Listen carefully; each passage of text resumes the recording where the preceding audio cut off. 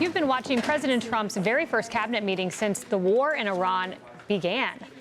And boy, did we learn a lot. We learned what the present is. Now, President Trump 2 days ago had said that Iran gave him a present, but that he could not reveal what the present was because it could upset negotiations. And in a little teasing there with Steve Witkoff, he told us what the present was. It was 8 oil tankers sent through the Strait of Hormuz.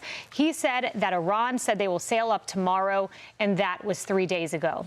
We also learned a little bit more about the timeline. 4 to 6 weeks is what they had estimated for this Iran excursion, as the president calls it. He said we are way ahead of schedule. And Steve Witkoff confirming the widely reported notion from the Wall Street Journal that there's a 15-point plan that has been presented to Iran through Pakistani intermediaries. That was confirmed as well. All of this amid the DHS shutdown as it cripples travelers, and TSA agents go looking at a second paycheck this Friday without pay.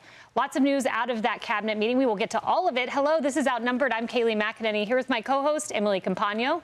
Also joining us, Martha McCallum, anchor of The Story, Lydia Hu, lawyer and Fox Business correspondent, and John Yoo, former Deputy Assistant Attorney General, UC Berkeley professor, and former clerk for Supreme Court Justice Clarence Thomas. Martha, one of the big takeaways was the present, and it is always interesting to watch this in real time. He asked Steve Witkoff if he could reveal it. Not sure if there was a nod or not, but we learned about those 8 oil tankers that went through the Strait of Hormuz. Indeed. You know, I think especially at the top of this news conference, when the president was going around the table, I feel that we got a sense of where everyone stands who is advising the president on this. And you can sense that he is obviously very committed, as he said at the end, to making the world a safer place. And how is that negotiation going? The question of these 15 points, which you just mentioned. And I just want to bring up what Steve Witkoff said specifically, because I don't think in the past we've heard from Steve Witkoff sitting at the table in a moment like this. So I think it was very significant that he had time to speak and to outline something about how these negotiations are going. And he talked about how he and Jared Kushner are pursuing this diplomatic resolution, which we know the president would love to see work. And Witkoff said, however, it became quite clear during these meetings with the Iranian negotiating team that we could not make a deal that fulfilled your objectives of the following: no enrichment whatsoever, no weaponizing or decommissioning of Fordo. And he went on. He said, throughout our meetings, we heard the following from the Iranians. They have an inalienable right to enrich. This is what the Iranians are telling them. We heard that they possessed enough 60% enriched material to make 11 atomic bombs, and that they would not give up diplomatically what they could not win militarily, which has been the president's goal here, to see if there is an opportunity to solve some of this diplomatically and to put this war behind us. But he continues to emphasize, and you hear this from Marco Rubio very emphatically, saying we will not leave a danger like this in place. They are religious fanatics. They are attacking embassies and hotels, and they cannot have a nuke. The president is protecting not just us, but the whole world. So really interesting what we learned in there today. And it was fascinating to learn about when we got here. We know Steve Witkoff told Sean Hannity the Iranians walked in and bragged about having enough uranium to make 11 nuclear weapons. We heard that again from Steve Witkoff today. He called the proof incontrovertible that Iran was not someone you could negotiate with on the outset of this. And the Wall Street Journal, John, reported earlier in the week that this 15-point plan called on Iran to dismantle its 3 main nuclear sites and any enrichment on Iranian soil, suspend the ballistic missiles work, and curb support for proxies. And it went on. He said he would not confirm the exact terms there. Understandable, but we did learn a little bit about the posture. He said it's resulted in strong and positive messaging back and forth. This is President Trump, I think, as I've seen him, at the most mature. He's not joking around. He was telling a little bit about jokes about Governor Newsom, who deserves it. But for most of the press conference, he was serious. You could see the burden of responsibility is weighing heavier on him. And he wants to show that the peace terms are no longer about meddling with Iran's internal affairs. It's ending the threat that Iran has posed to the rest of the world. And he emphasized that at the very end of the press conference. And that's why I really think I've spent my career studying wartime presidents. And today I thought this, for the first time, as a wartime president. He said, we are bearing the burden for the world. We are stopping a nuclear threat armed with ballistic missiles. And how does Iran respond? By trying to destroy the world economy.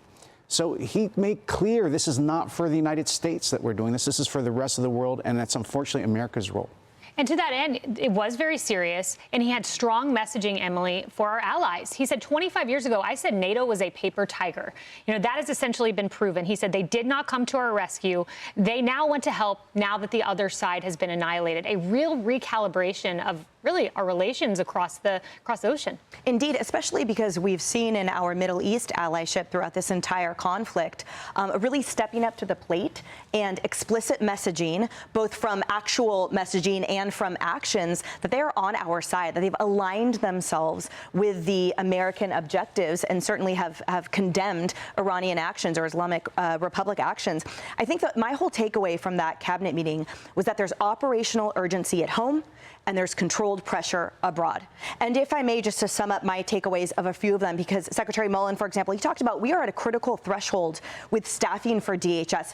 Take a note, Democrats. I mean, we've talked about the nauseating human effect where our TSA agents are going to food banks and having to take out loans and genuinely worried about making rent. That I can't even about that. But he's talked about the fact that it was a cascading potential delay worldwide effect. And the nucleus of this all is illegal immigration. The nucleus of this all is our commitment to enforcement of illegal immigration. And Secretary Duffy talked about the system fragility right now, that all of this is not limited to TSA agents. The whole point is that there's a ripple effect amongst or throughout all of the agencies, and every secretary was mentioning that. And then the Secretary of State, to that point about foreign affairs, diplomacy is open, but leverage is the priority. And I think what comes in here is not only the ability for our military to sustain. We've talked about in this 15-point analysis and the negotiations back and forth, really the tipping point is at what point does the cost of war become untenable for either side? And we can go on all day. So right now it's up to Iran to step up to the plate and say, all right. And I think President Trump has demonstrated a flexibility as such where we're not coming in as a roundhousing military might figure. We're coming in genuinely seeking peace, which means a little bit of flexibility, but flexibility required on their end too. Lydia, what's on everyone's mind is gas prices. And he talked about oil and he talked about Venezuela and changing the relationship there. He even joked that he might challenge Delcy Rodriguez because he's so popular in Venezuela. But it was interesting to hear that. What's your economic takeaway? Some really actually encouraging reasons to be optimistic at this moment. The good thing about what's happening in Venezuela right now is that oil production is on the rise. And so we can see some production coming from there. The question is, I think to President Trump's point, is how long can we rely on that? As long as Delcy Rodriguez is there and cooperating, wonderful to see that relationship working for now. But it would be great to know that we can rely on that on the long term. I really enjoyed hearing from Secretary Scott Bessent, our Treasury Secretary, because he underscored how our nation's energy policies are really affording us the opportunity to go hard at Iran. Yes, oil is a global commodity. And yes, what happens in the Middle East absolutely impacts the gas prices that we're seeing here at home. But the U.S. is maintaining its oil production dominance, and it's an energy producer producing more energy now than it ever has. We actually get weekly energy inventory reports. Just yesterday, we're higher than the 5-year average for this time period now. If we weren't in such a position of strength for our own energy independence, perhaps we wouldn't be able to pursue Iran like this right now because we'd be even more vulnerable to disruption overseas. With that being said, the Strait of Hormuz remains a critical issue that needs to be resolved to maintain the flow of oil through the strait. Looking at what Wall Street is expecting, Deutsche Bank just put out a survey this morning of Wall Street investors.